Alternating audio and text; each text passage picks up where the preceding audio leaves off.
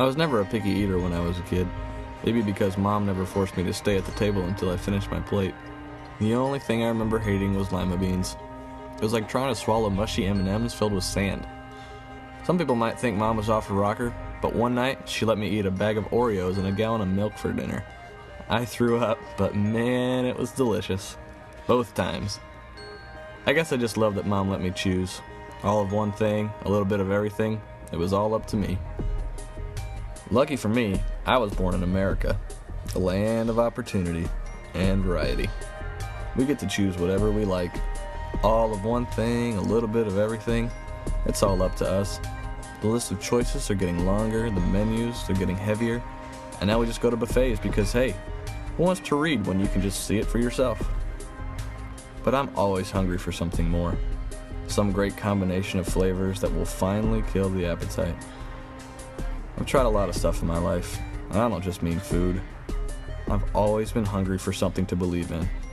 Beyond fate and coincidence and all that other stuff, something so real, I could taste it.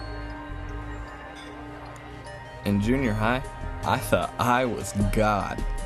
But that theory was shot the first time a girl dumped me for Tony Garrison. So I tried everything I could to get Tony and everyone else to like me.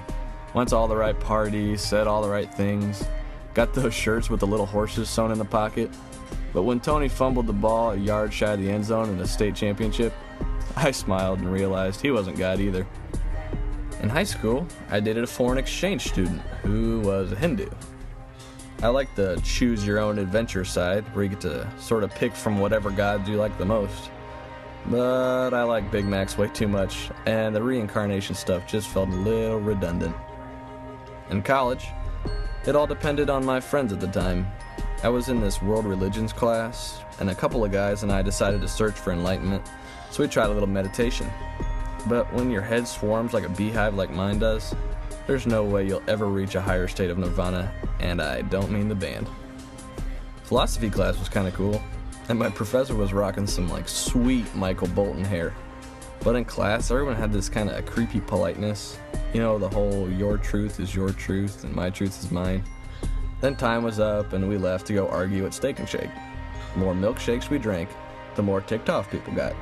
Usually someone would storm out, and then we'd all apologize until the creepy smiles returned.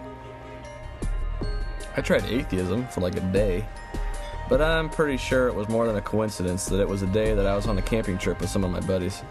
You can't hike for 5 miles up to a 50-foot waterfall and walk away still thinking there's no God. So then I tried my grandma's church.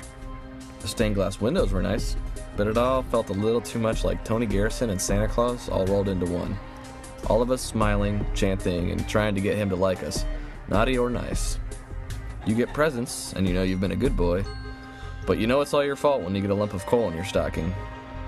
Now I pretty much do what I can to solve my own problems. Call it postmodernism, secular humanism, or any other ism you think sounds cool. But hey, if you're smart enough, you can pretty much do anything you want with your little lump of coal. So here I am, stuffed and still hungry.